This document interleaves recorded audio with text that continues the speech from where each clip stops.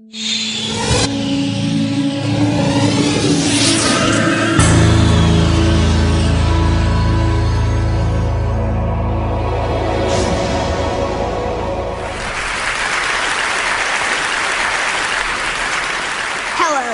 name is Burke Bear, and I'm 11 years old. I came here today to talk about what's wrong with our food system. First of all, I would like to say that I'm really amazed at how easily kids are led to believe all the marketing and advertising on TV, at public schools, and pretty much everywhere else you look. It seems to me like corporations are always trying to get kids, like me, to get their parents to buy stuff that really isn't good for us or the planet. Little kids especially are attracted by colorful packaging and plastic toys. I must admit, I used to be one of them.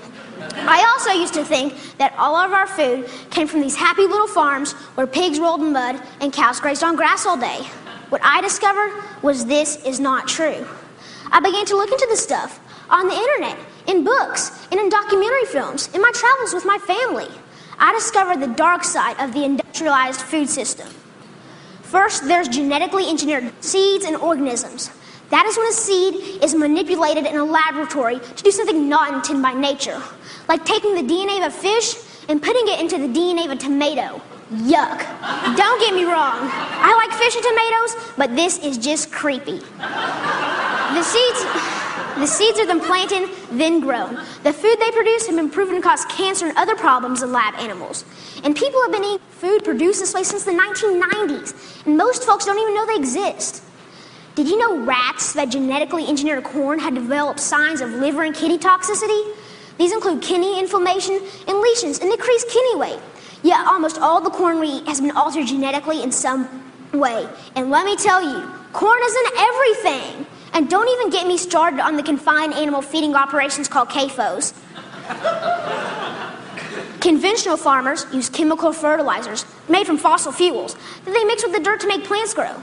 They do this because they've stripped the soil from all nutrients from growing the same crop over and over again. Next, more harmful chemicals are sprayed on fruits and vegetables, like pesticides and herbicides, to kill weeds and bugs. When it rains, these chemicals seep into the ground or run off into our waterways, poisoning our water too. Then they irradiate our food, trying to make it last longer, so it can travel thousands of miles from where it's grown to the supermarkets.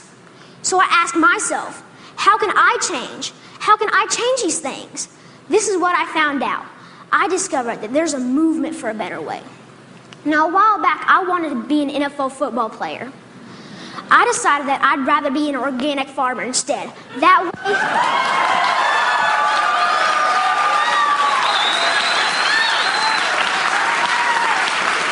Thank you. And that way, I can have a greater impact on the world. This man, Joel Salatin, they call him a lunatic farmer because he grows against the system. Since I'm homeschooled, I went to go hear him speak one day. This man, this lunatic farmer, doesn't use any pesticides, herbicides, or genetically modified seeds. And so for that, he's called crazy by the system. I want you to know that we can all make a difference by making different choices, by buying our food directly from local farmers or neighbors who we know in real life.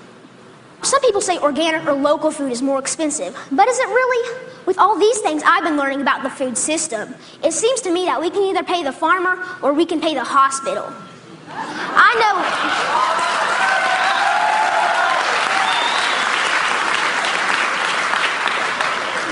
I know definitely which one I would choose. I want you to know that there are farmers out there, like Bill Keener and Sequatchie Coast Farms in Tennessee, whose cows do eat grass and whose pigs do roll in the mud just like I thought.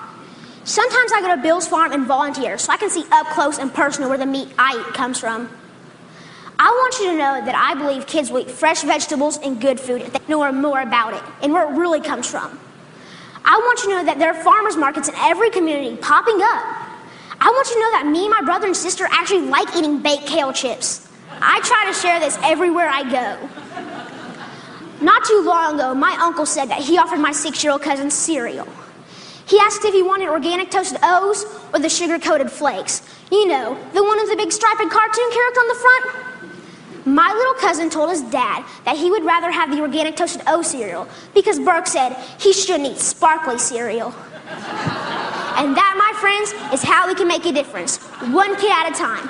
So next time you're at the grocery store, think local. Choose organic, know your farm, and know your food. Thank you.